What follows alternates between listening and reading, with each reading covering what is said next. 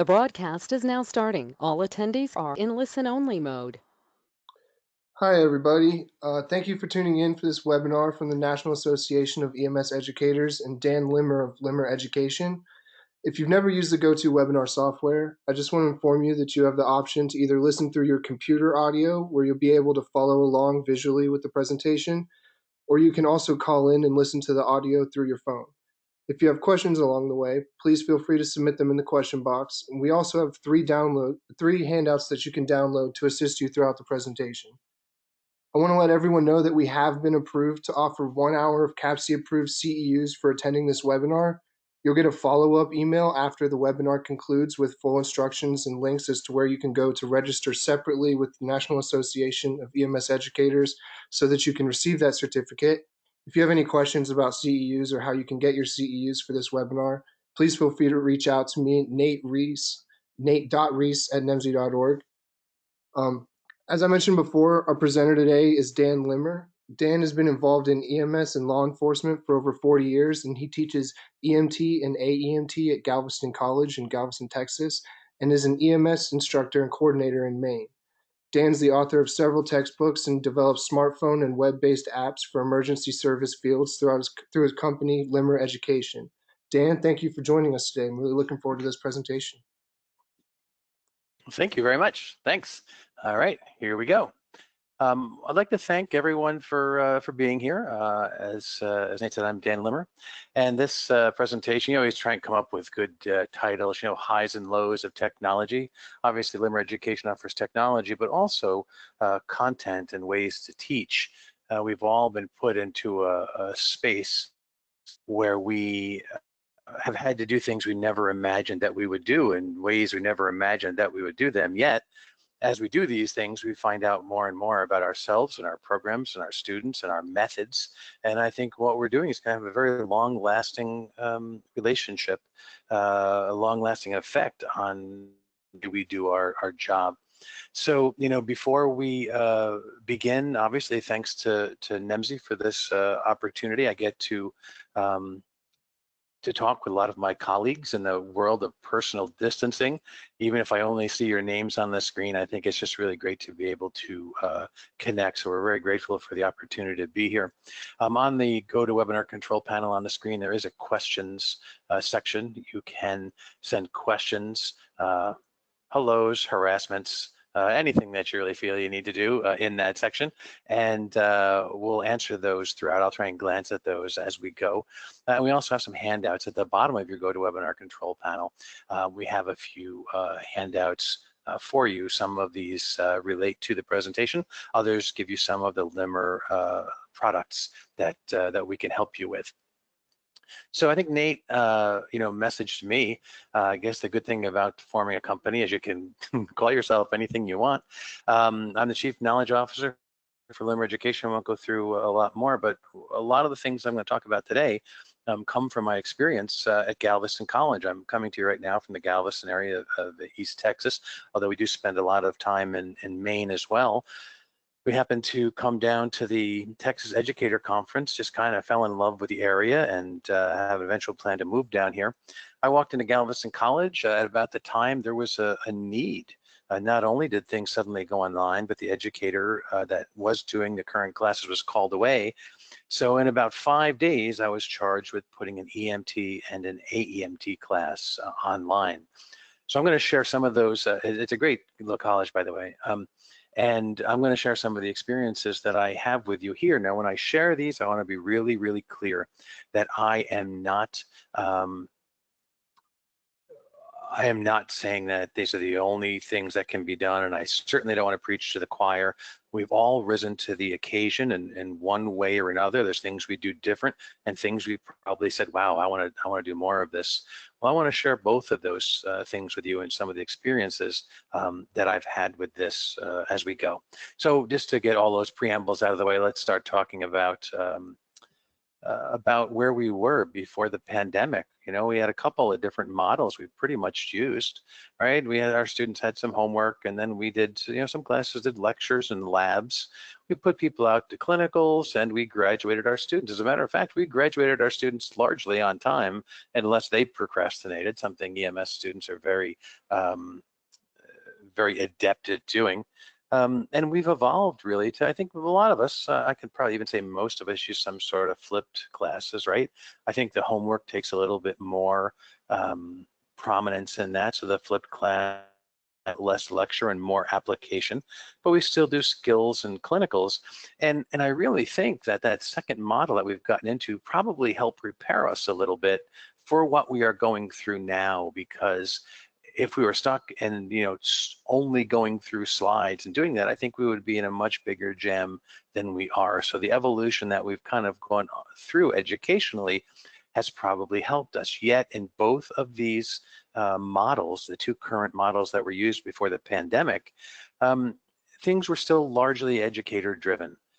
We had some guided or directed learning, and I think there's part of us that felt like we handed material to students, and quite frankly, students, as much as they may complain, like things to be handed to them. They like that. There's a way that these things come together. Now, you'll guess that, you know, when this changed, all of those things changed as far as the driving and how things work, and that really leads, I think, as much to the crux of the problem. If someone said to us, okay, in the fall, we want you to do an online class, we'd plan the online class. We went from 0 to online, you know, in a pretty short time frame. And I think some of us are still kind of reeling from that and still catching up. So we've then had to really now go in this post-pandemic world, taking the homework in the classroom, you know, that component online has been challenging, but maybe the easier part.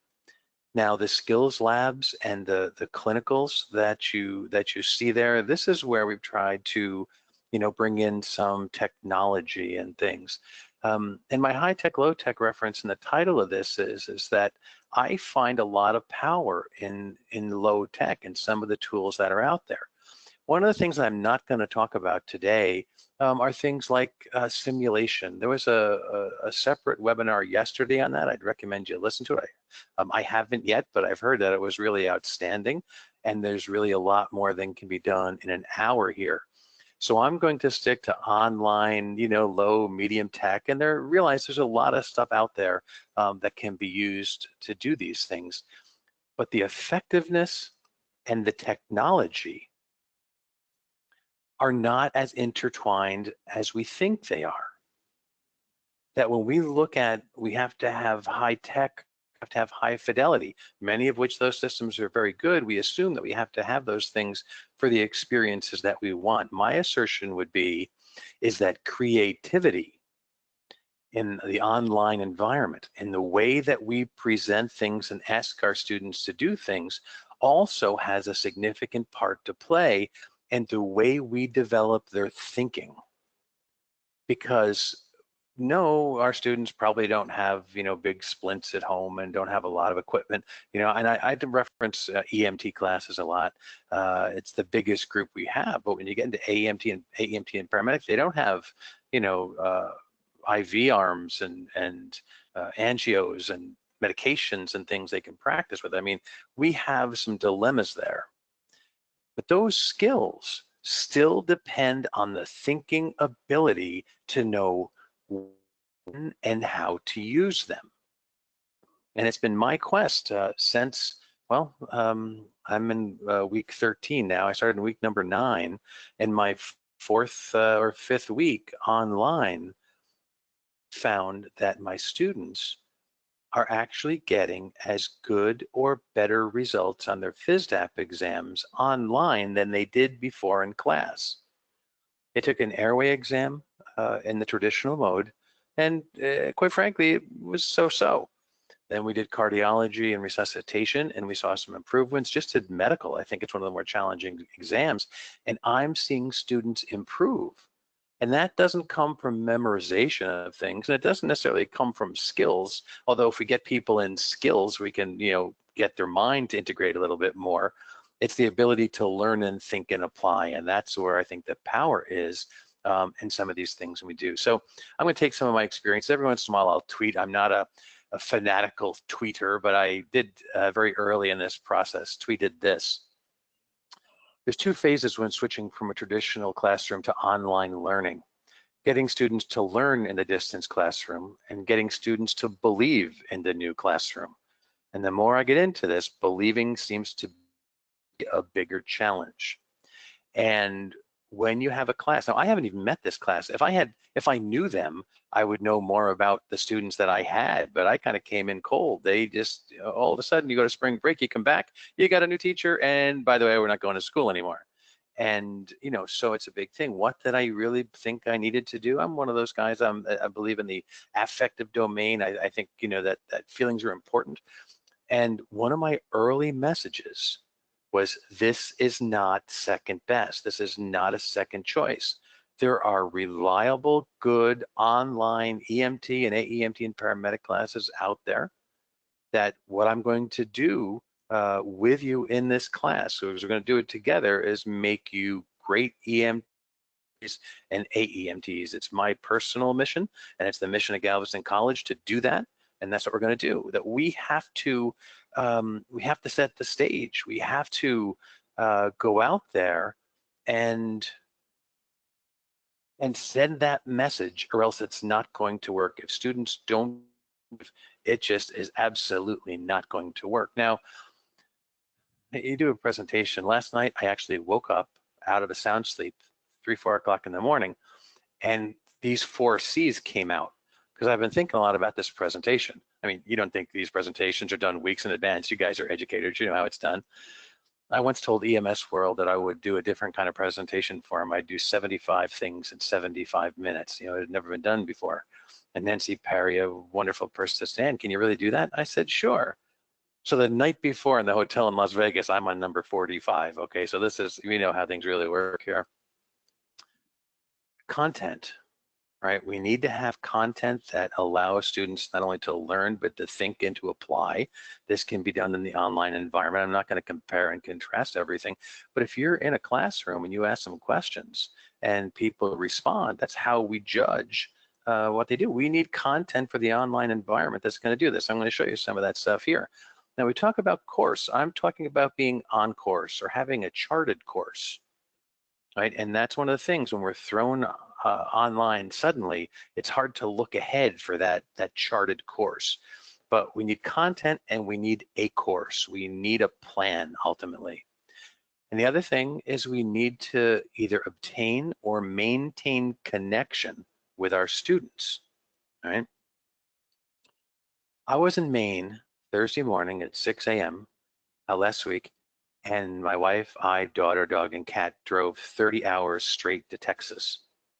When I got to Texas, a student had an email in my email box that says, because I was on every day, that it was uncharacteristic of me to not be online, and it was noticed. And not every student noticed. Some people are probably saying, "Oh, good, Dan's away. I can," But when you create a connection with students, when you are there for them, when you are the rock, and that goes with the consistency as well.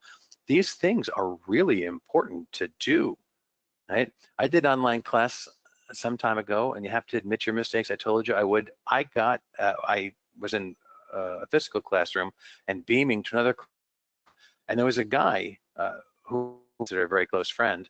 I had his name wrong for 3 weeks, and I thought it was right. And he looked like that name, but it was wrong. And I mean, if you don't connect when you're online, you're going to have a problem. When I had my first class, every student that I talked to, I had them all introduce themselves, I introduced myself, and I had a book, and I had each student had a separate page, and I wrote down what they said, why they're in the class, what they said their name was, because if I couldn't get that right, I was going to lose their confidence. I was going to lose that believing part.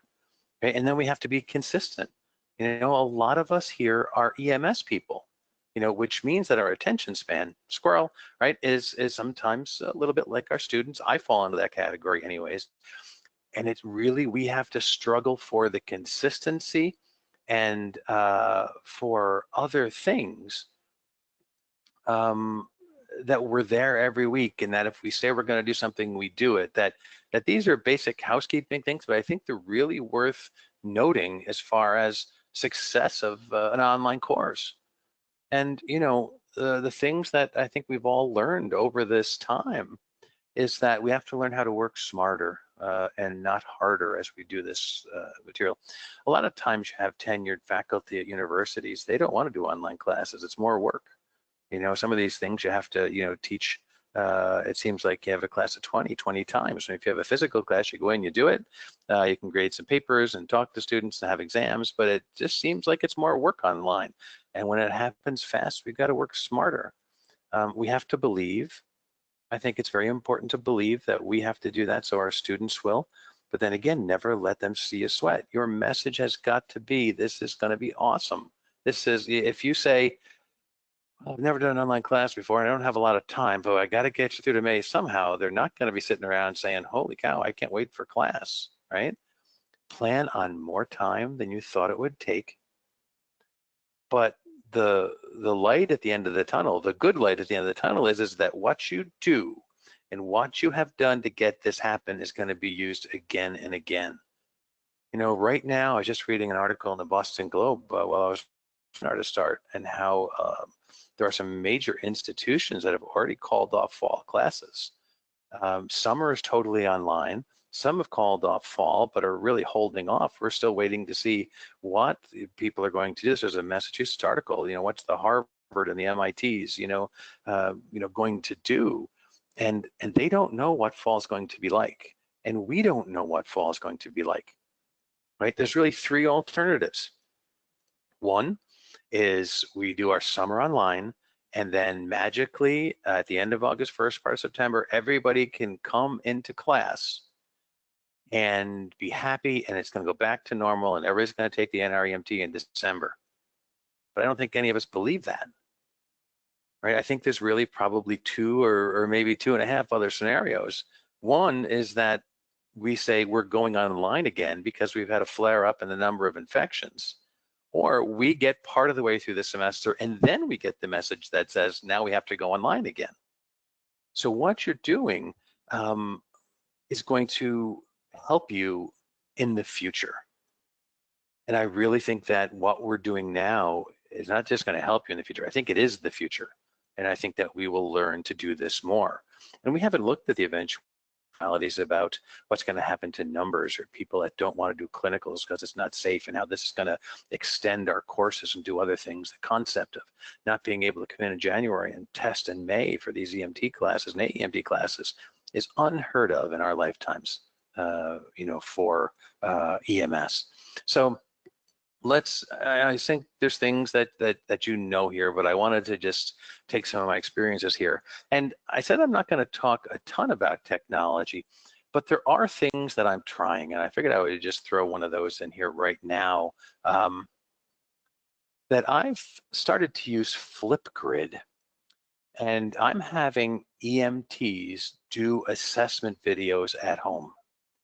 So I actually found that Flipgrid can be added as an assignment into Canvas. I believe Blackboard and Brightspace or D12, whatever they're calling that one there now, and they actually go in, get the assignment, and they assignment in Canvas that we use. So there's my students. The first thing that I did the first time I did this is I did my own video and I put it up there. Right, it was trauma assessment. I didn't even look at the skill sheets. I figured I've been doing this for a long time. My daughter laid in the ground and Stephanie videoed, and I did the assessment, knowing I wasn't going to remember everything. But then I put it up and I said to my students, I just did this and I know there's stuff missing. Tell me what it is. So now I've got 12 people that have posted videos, 25 replies. They were required to comment on 3 other students' videos. I said, put the skill sheet in your hand and watch the videos and see what they missed. Always make a nice comment, but look and see. This is what we do in the lab with students, doing assessments and going through and do this. 32.7 hours of shared learning. But holy cow, did they knock my socks off with the effort they put into this. Some of them dressed up in their uniforms and they have family members. Some people couldn't do it and have a big pillow, went through and showed such imagination and creativity. So we're going to do a medical assessment. Then the other thing that I do is I wrote up a bunch of histories, an asthma patient, a medical, a chest pain patient, an abdominal pain patient. And at the beginning of my online classes, what I do is I say I need 2 volunteers, and people generally volunteer. One is the EMT and one is the patient. And in the chat for the online space, I message the person that's playing the patient the whole history. They both have to put their cameras on. They come on the screen, and one student the history from the other student. And it's simple. It's not high tech, but this is the kind of thing that I believe gets us to the point where we can do things.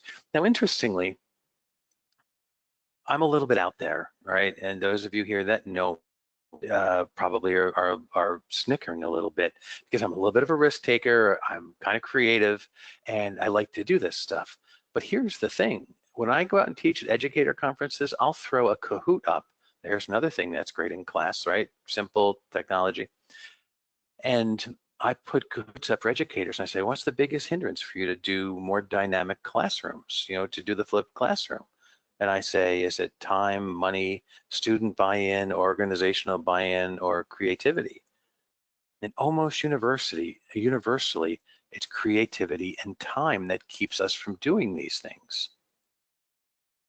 So, I hope that this, works on some of these things. I can't fix the time, but we do have some resources for you from Limmer Education to be able to help you. And I'll show you a few of those as we go. So I'm also big on discussion boards. Now, maybe this is because I was brought up that way in my distance education classes, right? But let's just do this, and I don't want to preach to the choir again, but the initial discussion question really only starts the process. And then we need to post 2 to 3 follow-up questions during the week, as well as commenting on students' posts, complimenting them. I frequently compliment the first person who comes online, and then I'll pose a question. Someone, one person in my AEMT class said, well, I'd give this medication at 0.3 to 0.5 milligrams. I'm like, okay, that's a dose range. Pick one. What do you think you would choose, and why do you think you'd choose it? And then when they know that you're paying attention, not just going in and checking the box, you're reading things, putting in questions, it makes a difference. Now there are pitfalls to this, obviously, and students don't always get things right. We sometimes have to comment on things if they're not, and then do some steering in there, right? But I'm going to show some discussion board questions that I use in a couple different parts in this class, and I found that students are really getting it, that they are actually into thinking, that they're not just doing exercises that helps them remember or to take notes. They're doing things that they believe really makes a difference. Now the downside, 90% of the posts were done in the last 48 hours and 72 were done in the last 24 hours. And that's an issue because it doesn't lead to discussion. So what I've done, if I have a class that goes from Monday to a turnover date, on Monday when the class starts, I require the first post to happen by Thursday and then require them to do additional posts by Monday. So we have some content up there. So, we know that people tend to procrastinate. One of the biggest issues I think we have is that we had students that were coming into class and they knew there was a hard stop. They'd have to look in the eye, it was in the calendar, and if they didn't have the work done, you would know that the work wasn't done, right? And I think we've missed that hard stop of people coming into class. Even though you're going to have an online class where you're going to get on and you're going to do some teaching and they're going to ask some questions, the truth is it's just not the same. So I want you to take these discussions, I want you to engineer them so people can get in and have the vibrant discussion that you'd have in class, because that's what these are for. Now you're going to have different types of students, right, in there that are gonna just be in there all the time commenting, right? I think I had, at one point looking at my Canvas statistics, I had between 240, my lowest student, and 900 page views for my most active student. And many were in the middle there. So as we do this, we have to make sure that we have to bring people in to get, to get that to happen. So I want to just show a couple discussion board questions that I put up in some of my classes. You're on a clinical shift. There's two experienced providers discussing intracranial pressure. One says you should hyperventilate. The other says, no way. What do you think? So we can get in and do some relatively high level questions where they're going to have to at least go out and figure out an answer and justify why that is.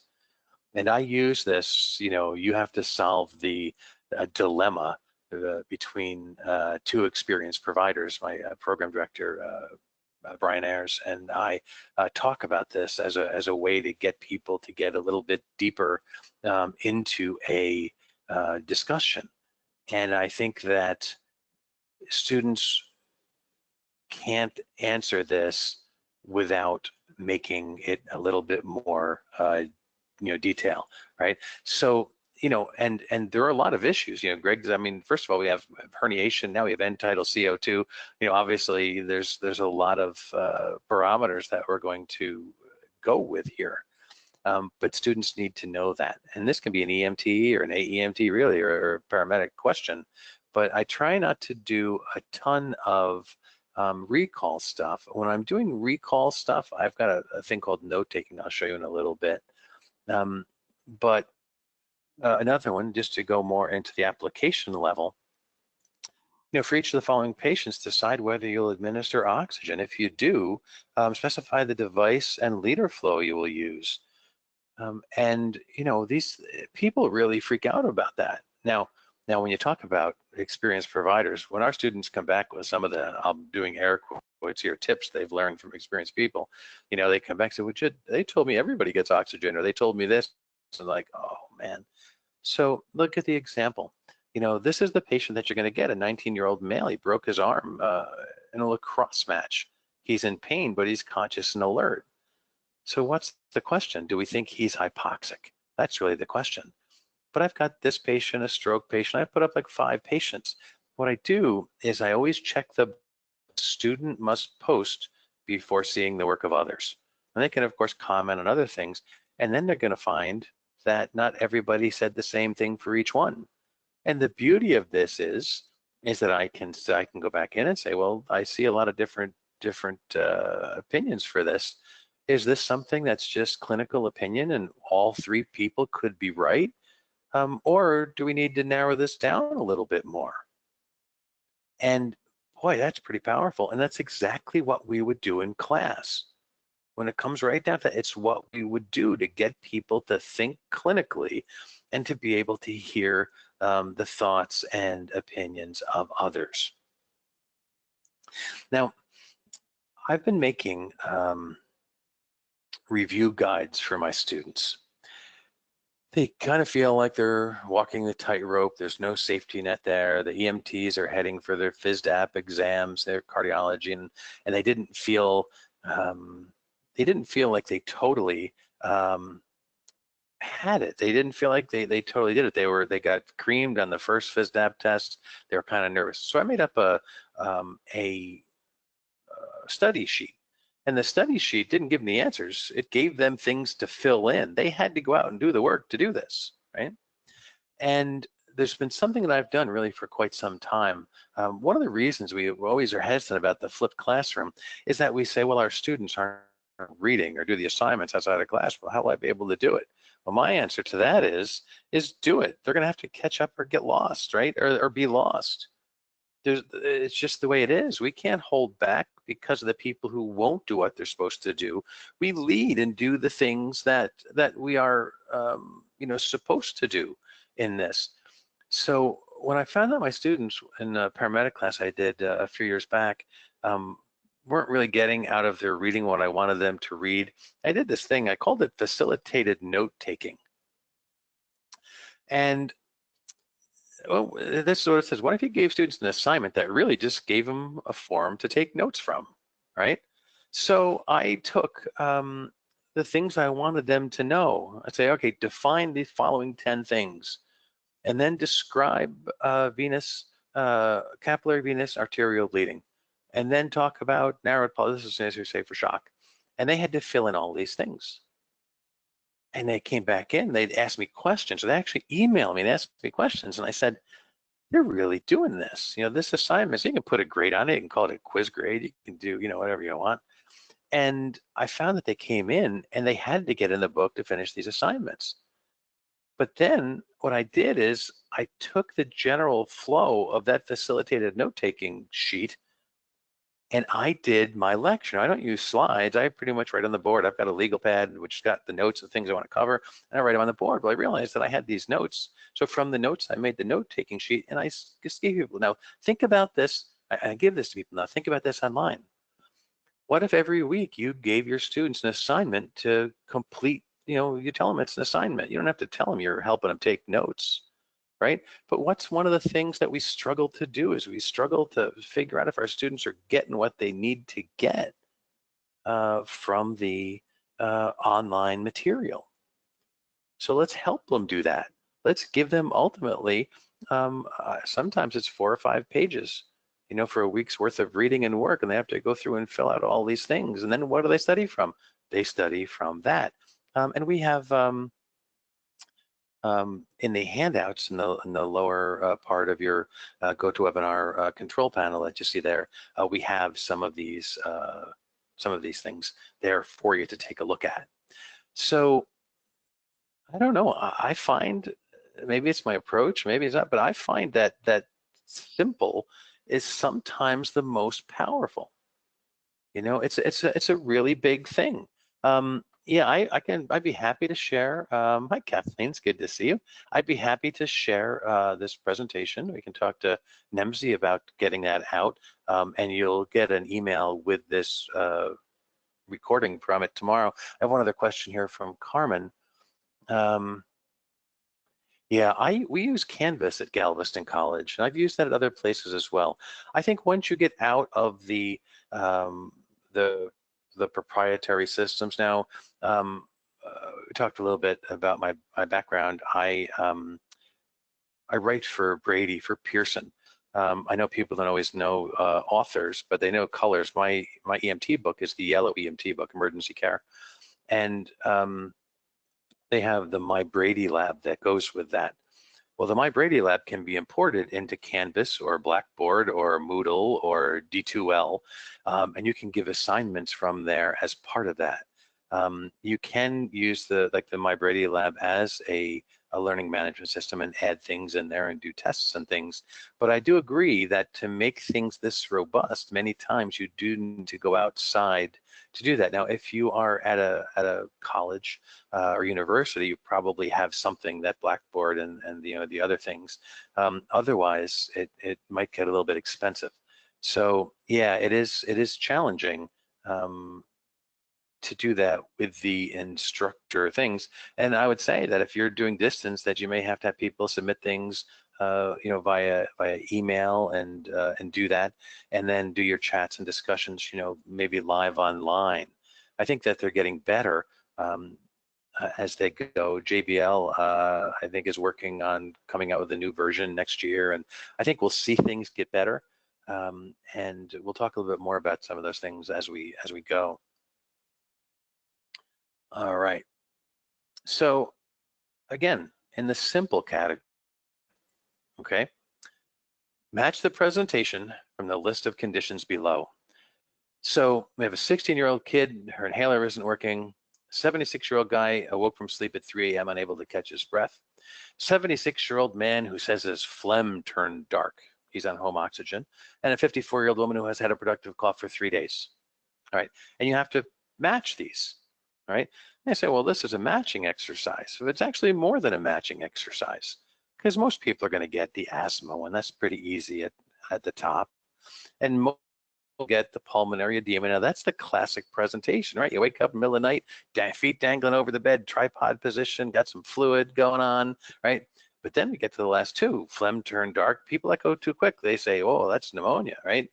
But he's on home oxygen. and the 54-year-old woman had a productive cough for 3 days. If you get your students to do this, I take these, I put them on the screen for my class, and in the chat, I have them write the 4 letters. I actually do this as an exercise during class. And what have they done? They have gotten these patient presentations. I actually think that this helps them potentially identify patients in the field and also helps them identify things that are important for the National Registry. For example, how do you tell the difference between the guy whose phlegm turned dark and then the woman who has a productive cough?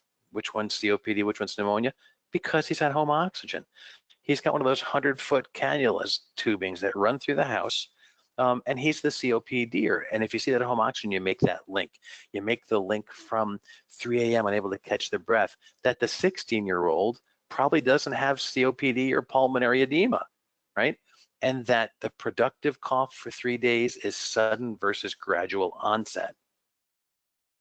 From a simple exercise, if you go through and you put these things out there and really talk to your students about them, right?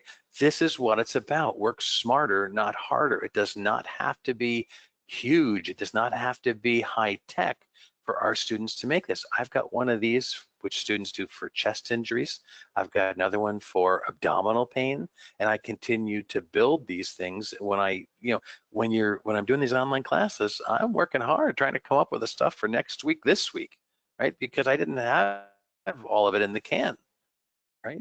So these things, I think, have tremendous potential if we work smarter, not harder, to be able to say by doing this and then discussing them during a live class. I mean, you could put this in a discussion board, I suppose, but this is a great thing to put on your screen when you're in a live online class and have people actually enter their material. And I tell students, you can put it out to the group or you can just send it to me. I don't care what you do. If you're going to be hesitant about it, I don't want anybody's feelings. But I need them to experience this and make the decisions and then create teachable moments, especially about those last 2, is how it turned out in this current class I'm doing. And it made a very big difference as far as what to do. Now, the other thing that I do is we had classes that met twice a week. Online, my classes meet once a week, but I have online office hours one other day a week. And I'm online for a morning, and I bill it as a review session and a Q&A session. And I have a Monday and Wednesday AEMT class and a Tuesday and Thursday EMT class. So on alternating Wednesdays and Thursdays, I'm online and I combine them. I said, gee, I guess I got to have one for each. I'm like, no, I don't. The content kind of goes in the same order, right? And wouldn't it be nice if the EMT class and the AEMT class actually got to work together and were there in the same room? One of my discussion board questions for my AEMTs last week I put in there was, can you picture yourself as an AEMT working in the field and you get a student that rides with you? What would you tell them is the most important thing to remember? To build leadership, right? Until I can see where they're coming from. I can see what's in their head and their hearts with a simple question, right? The other thing I do is I review one National Registry style question each session. Now, this session here is sponsored by NEMSI and Limmer Education. I haven't done a ton of shameless plugs here, but guess where I get my NREMT style questions from? That's right, from Limmer Education apps. As a matter of fact, Bill Brown, the former director of the National Registry, writes our PASS apps, EMT, AEMT, and Paramedic PASS. Holy cow. I wish I could write questions like Bill does. And also working for us now, Todd Vreeland, who is a former exam coordinator for the registry, works with Bill and helps us keep things up to date. So we have a lot of experience here. We have good questions. If students sometimes get angry at them. And as an educator, that's what I want. I don't want them to feel good. I want them to feel challenged. Nobody walks out of the registry and says, oh, that was easy. I know all those words, right? I want them to feel what it's like there. And these questions do it. So if you get these apps for your students, pull one out and put it in some of your online sessions. Every day, pull a new question out. It might be one that has to do with your current stuff. It might be one that you use to refresh your old stuff. I write good questions. Bill Brown writes questions that are somewhere on the scale between amazing and evil. He's got so much experience in that. And you can see that in the questions that that students come to us and say, my instructor said, or my book said, or my protocols say, and you get to say to them, yeah, but that's not what the National Registry is about, right? So I take a question from the apps. You're certainly willing, you're certainly okay to do that yourself, and then get the students used to it. Get them used to things that they might think are ambiguous or different from their book, and get them out there thinking. So, don't forget that you're going to have office hours. Remember, one of those 4 C's was connection.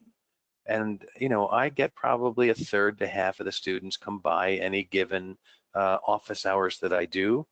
But, what's the old saying? It's about being there. And I think being online, is a really a pretty important thing. So listen, I'm not seeing a ton of questions here. If you have any questions about any of these things, or want to share something that you do, I'd be happy to talk about this as well. Again, had the opportunity to share some of my experiences and some of the things I'm doing, some of the opinions that I have about we don't have to be high tech to be high yield. And I think that's I think that's probably one of the bigger messages of what we do. Now, when we look at our students coming through, most of our students can handle the technology. It's pretty rare. We do get the ones that are, in a religious group that don't do technology or can't afford this, or, we're really finding out about the divide when we look at education in this country now that we moved everything online. So we do have students who will have trouble connecting, but it's rarer than many times we think it is. Yeah. All right. I got the questions I got here. Let me, before I click the slide, let me take a quick look at these questions over here. Carmen, another good comment there. How do the students feel about skills virtually? They were a little hesitant. I think really only about putting themselves out there, knowing it's going to be on video. When you go into class, you do it, but there's really no record of it. Flipgrid has a lot of safety features built in and moderation built, and they put it in there, and it creates basically a discussion board where people can talk about the videos. What's interesting is that to leave a comment on a video, you have to record it. You can't write it. You have to video yourself making a comment. And I was originally like, oh, that's kind of weird. Then I realized I'm a different generation. Students today really do that, right? I mean, they TikTok and lots of stuff is the way people communicate in Snapchats. So Flipgrid wanting a video comment really is not that out of the question. So once I get into it, I think it actually went well. I think medical emergencies will be next. And again, I came in late in the class, really for the second half, and I got this up and running once I got settled and got material into class and got things rolling. I wanted to do this. People generally have their own rules as far as the state and the city that they're in, as far as their rules and the college rules. In Galveston College, small groups can come on campus wearing masks with no signs and symptoms of disease. Right now, it's in very small groups. I think it's 5. The governor of Texas has a phased approach in that on May 18th, we can have groups of up to 10 come in. So we're waiting until the 18th of May, which technically is after the semester, but I don't know what college it hasn't been able to, or has been able to not do incompletes or extend the semester just to get this stuff done. And we're going to do a couple days a week of skills for AEMT and EMT to get people together in smaller groups to come on campus. I do think that that's important, and we're getting back to the point where that will happen, and that's the way that we are handling it.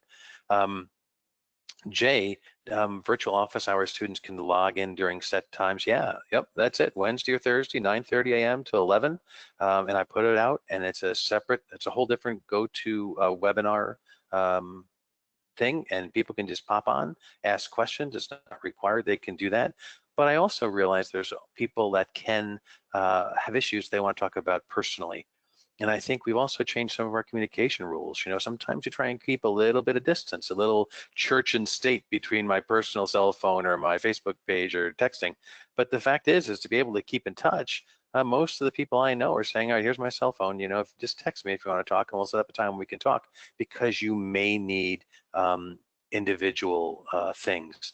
I really think there's a big need for a company to, and whether we'll continue to need these, I don't know, but I envisioned a pack that students would buy with their learning materials, their books or online, whatever you're doing, and that I'd want them to have a couple of cravats and a SAM splint, stethoscope, and a blood pressure cuff, and a few things. If you thought about it, some bandages, and you could probably get a kit, 50, 75 bucks. You can, expand this, less, throw a pen light in, right? And with that, you could do vital signs, you could do splinting, you could do bleeding control, you could do assessment, to have these kits. And I think, we've always said, okay, you get a stethoscope and a pocket mask and a polo shirt, and, this is what you get in class. But I think we may have to expand those.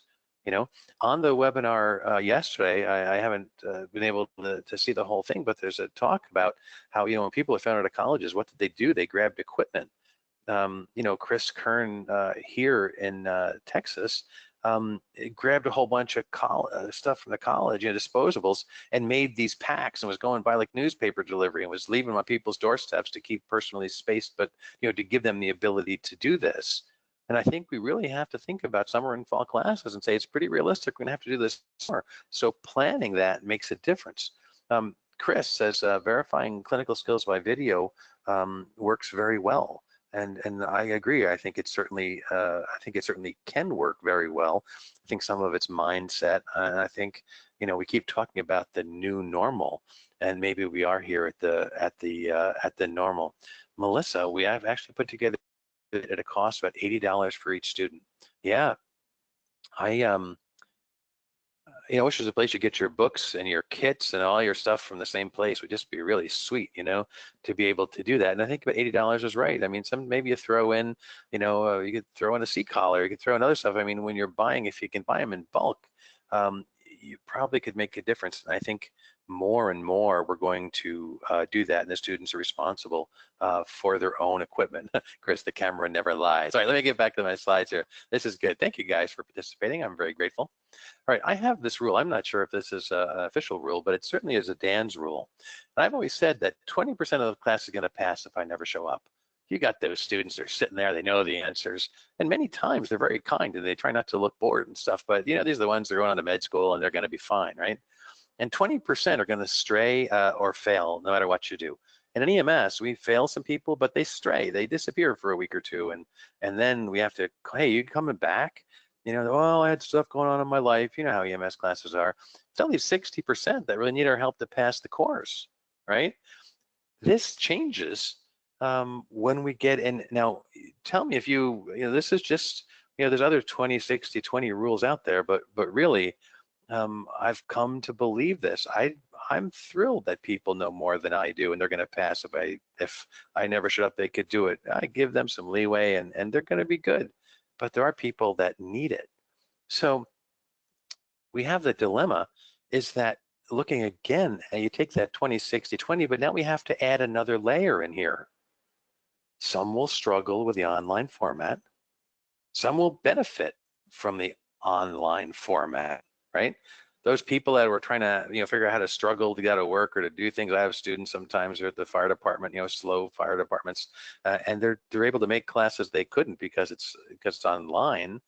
But others do struggle with the lack of hard stop, with that lack of having to be in class at 9 o'clock on Monday morning. It just is there. And then some of your intrinsics are going to succeed no matter what the format. And I've got several of those in my classes. I think I actually lucked out down here in Galveston. I've got a pretty good group of people. But if you had a class that really wasn't good to begin with, holy cow. You know what I mean? It would be an even bigger challenge. So we've got to take, that last slide that's showing you, this 20, 60, 20, and then filter it with now what we have when we change the format. And I think some people are helped, but I think a majority are exacerbated or challenged, and some will get through that and some won't. Yeah, having students live on screen is good. You know, the Zoom meeting, GoToMeeting, you know, having them online, I think is good. Some of the programs give attentiveness and will actually show when they are on a different browser window. So you've got that going for you as well. I was on a call with Texas educators down here last Friday. It was a happy hour educator meeting, like 40 people. It was really fun. And a lot of people said, you know, I to do this, and they've got to check in every so often and click a button. And you know, I'm a little I don't want to use political terms, but as an educator, I'm a little bit more liberal. You know, my belief is that I'm going to put stuff out here that you're going to need. You're either going to pay attention or you're not. If you don't pay attention, you're going to get a lower grade. You know, I've been the police the majority of my life as a police officer. I don't want to be a cop in my class. I want to give a mature, advanced class that when you pay attention, you're going to think. The people are going to, I want my students to go out when they're riding and say, where did you go to school? Where did you learn that? You know, I had a kid in my paramedic class who gave the doc a differential the doc hadn't thought of, and the doc looked at him and said, how did you know that? And that's what I want my students to do. And that doesn't come from making students rotely click a button. It makes your students feel like they need to be there because it's challenging or because they'll miss something. That's the education that we have to deliver in class and online. It's not about proving you're there. It's about what you'll learn when you're there and what you'll miss when you won't. And if your tests are demanding and you go through, that's the course I want to teach, right? I want to talk just really quickly. We're getting down to the end of an hour here. And, you know, even the apps that we do, we try and do things that are different, things that go for thinking. And I would like to say that in this, and obviously I've got a horse in this race. We're sponsoring the webinar, but let me just show you this. The left image, we go to study cards. Then we go to the very bottom to mental conditioning. Mental conditioning are cards that I created myself, basically taking one concept from the stem of a question and putting on a flashcard. Because what do we need to do? We need our students to be able to look at a National Registry question, or by the way, look at a patient and recognize important things. And it can be done with something as simple as flashcards. It's not always about recall. This study card on the screen, several people in one house are complaining of weakness and flu-like symptoms, right? You got to think carbon monoxide poisoning. There's certain times of the year it's more valid than everything else, but what are the causes? What actions would you take? You flip that study card over and it says that, but this gives students some of the things. What do we feel that we miss when we go online? We say, boy, if I had more time to give the insights that I do, if I had more time to be able to go through and do these things online, I'm not sure they get what they need. We've been doing this right along that our products are designed to be high end and help students not only pass the National Registry, hopefully better providers, but to be able to think and apply as well. We have study cards and review questions for the 7 traditional modules. This is the EMT app, but we also added PathoPhys, right? Oh, it's so hard to teach that and integrate it sometimes and get our students to get it. Critical thinking, midterm, and mental conditioning. If you could have a package of what you want your students to know to pass and succeed, those last 4 things, there's things that a lot of other people don't include. And our audios, the audios, Dan, I had this thing. I try and hang around with smart people. You know, I can usually hold my own, but I'm never bashful. I like to hang around with smart people. Dan Batesy and I recorded these audios. Dan Batesy is the EMS director in the state of Vermont. He's a longtime friend of mine from Maine. I get to present with Dan. You know, it's really, it's just great. Well, we went to an audio studio, a real recording studio, and recorded 33 audios. Let me just call out a couple things to you here. Complaint-based asthma, COPD, but look at that, acute coronary syndrome, heart failure, and resuscitation. Not necessarily by book chapter, by the things that students need to know. Altered mental status and opiate overdose. This is the medical section. This goes on and does diabetes, and it does a stroke one as well. They're between 18 and 30 minutes. They're bite-sized. We have EMT and AEMT audio lectures. And let me tell you something, we use those at Galveston College, and This is how the students got some of the information. Really, they're reading their book and they're doing discussions and work online, but then they've got the audios. It's like an anchor. It's like the stuff you would want to tell them if they were sitting in the classroom with you, even in those sessions when you're sitting around talking before and after class, right? When you can get some good stuff through. These audios start with a case study, then pathophys, then assessment, management, and then last words. It's conversational, it's not painful, it's not a book that's being read. But let me show you now how I integrate these in class. Oh, and pathophysiology is Joe Mistovich and I. Joe Mistovich loves pathophysiology. I mean, like to a fault. He is like Mr. P, right, when it comes to pathophysiology. Well, he's in there talking pathophysiology, and then I come in and say, let's apply this to the street. If I wanted my AEMT students to know anything from their EMT class, I'd probably want them to understand pathophysiology coming in to be able to understand what's going on, right? So these audios are working. They're half price, by the way. We've reduced the price of these because of this COVID-19 thing. For these audios are half price. So think about this. I'm saying this as an educator, not just the Limmer, name. They really have worked out. Here's how I integrate them. I put a discussion board question up. Altered mental status is a common chief complaint, a wide variety of causes. From the audios you listen to, please list 3 things you found interesting, very relevant, or even surprising. Explain why. This way, I get to see if they really listen to the audios and that every student puts up something a little bit different. And you know what this comes into? Everybody discusses the audio with one discussion board question. Simple, easy, effective, and people say, I never realized that, or you and Dan talked about this, and when I hear them say that, I know they did it, I know they felt it, I knew what it was about. So it was the audios make a big difference, but always work smarter, not harder. Bring it home. Put a question in your discussions that make them say what they found important, because they're going to listen to those videos knowing they got to answer questions later and be able to do that. All right, as I wrap up, I see I got a couple comments and questions on here. I talked about the audio lectures, a game changer when you're forced online. They're insightful, conversational, bite-sized segments. My students really did love them. You think they'd had enough on my voice, but it really gave them the ability to feel like they learned something. When you're asking people to read and then apply it on a sheet, having that I think is really important. Our review apps, EMT, AEMT, and Paramedic Review, are classroom review. It's not just exam prep. Those flashcards and didactic-based review questions are great to prepare for hourly exams or FISDAP exams or whatever your students are taking, right? But we do great test prep. I mean, we do really great test prep. We give good feedback on challenging questions. You can trust us with that, and they work. You can be in class doing some stuff on your phone and then go back home, get on your computer and pick up right where you left off. And then finally, there's a lot of talk about EMT Adventure, right? EMT Adventure is our new gaming app. It's the product I think you've been waiting for. Power of simulation combined with the fun of gaming.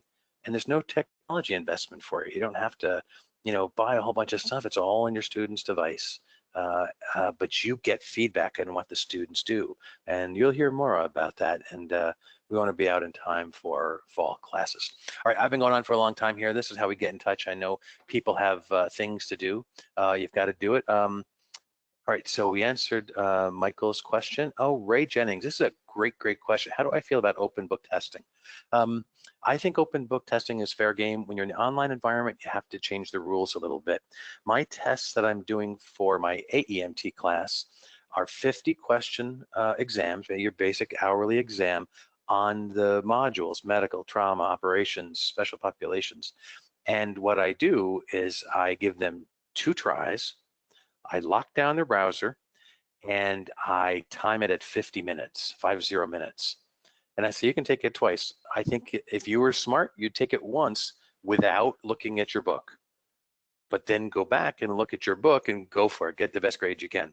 Because I think there's good learning with open book tests. However, I don't think that it necessarily shows you whether they meet the objectives or not if using the book. So what I generally do when I'm doing open book tests is I generally give them less weight in the syllabus. And I come up with a way. Brian mentioned that, you can do an online proctored exam. You can have everybody, we have everybody, if we're doing a proctored exam, students have to have a webcam on. Then everybody goes through and moves their phone or their computer around, shows the environment around them to make sure there's nothing else hanging out there, and then doing those proctored exams. I think there's a place for both. I think the learning experience of an open book test is actually very powerful, and I think it's even more powerful when students are learning in an online environment, especially when we're thrust into it like this. And I find it very telling that when you give the student the ability to have an open book test and or take it twice, sometimes, weekly quizzes, take as many times as you want, I don't care. It's a kind of a grade booster, right? But you give the students the opportunity to get 90 or 100 and they stop at 75, it tells you about the student as well, quite frankly, when they really could go back and do better and they don't. I think that that's an issue. All right, I'm at or a little over the hour mark here, and us educators can talk. I think we did some technology here today. I believe that there's a place for technology. Our flip grids and our classrooms and our online office hours and doing histories online and all those things aren't high expense. They take a little bit of time to go through and our investment, but they're okay.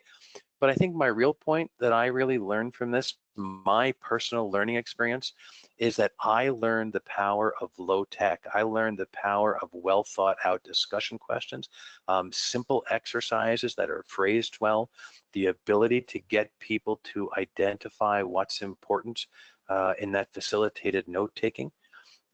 If you go right now to our emtreview.com site, you can sign up for an instructor account. It's free. emtreview.com, then go to for instructors, then you go down the page, you create a free account. I have about 35 exercises. I call them dynamic learning exercises that you can use in person or in your online class. We also have resources. We put out in March a series of discussion board questions. We also have an EMT curriculum correlation, which shows you where all the audios fit in your EMT class, where all the apps fit in your EMT class, and where all our dynamic learning exercises fit in your EMT class. So we've got a lot of stuff out there to help you, and I believe that we have some really good stuff. And I'm gonna leave my my plug at that. I'm proud of our stuff, so I really don't mind talking about it. I'd like to thank you all for your attention, and I think that this is what we do. And I think our students feel it. They feel the passion that we put in, and that we're dedicated to them, and that we're going to get through that. And I know that we're going to get through that. And I personally, and we at Limmer Education, help you. Here's how you get in touch with us. I'm going to keep this to an hour. I mean, listen, I could keep talking for a long time, but I know that doesn't always work that way. But keep in touch with us. You can reach me, through Limmer Education here. We can get you some resources. We can help you integrate some of these things in your class. I use these this semester in my class, and quite frankly, we've had those audios out there. We've had the audios out there for a couple of years, and they hadn't clicked, and all of a sudden, this is what they're for. So we'd love to get you in there, and we reduce the price. Let us know how we can help. Thank you all again very, very much. Keep your head low, keep doing good things for your students, be creative, have fun, and make good EMS providers. Thank you, Dan. I really appreciate that presentation and you taking some time to talk to us today. I just want to, for everyone that's still on the line, I want you guys to know that we are, like I said at the beginning of the presentation, able to offer 1 hour of CEU credit. It's CAPC approved. You'll be getting a follow-up email after this presentation wraps up that has information about how you can register separately through the National Association of EMS Educators, and you'll be able to obtain that certificate. If you guys have any questions or anything about that process, please feel free to contact me at nate.reese@nemsy.org. You'll be getting an email with that information and with all of the links and resources that Dan talked about in this presentation today. You can also see some of those in the chat window. Stephanie sent them through there, but you'll also have these sent directly to your email. Also, please keep an eye out for all of NEMSY's upcoming webinars. We have 2 more coming up next week. We have more coming up in the weeks after that. We're trying to give as many as we can in the coming weeks so that we can get as much information out for you guys as possible. So really appreciate everyone's support with these webinars. Thanks again, Dan, for being here and for being able to give us this presentation today. Thanks everyone for tuning in, and I hope you guys all have a great day.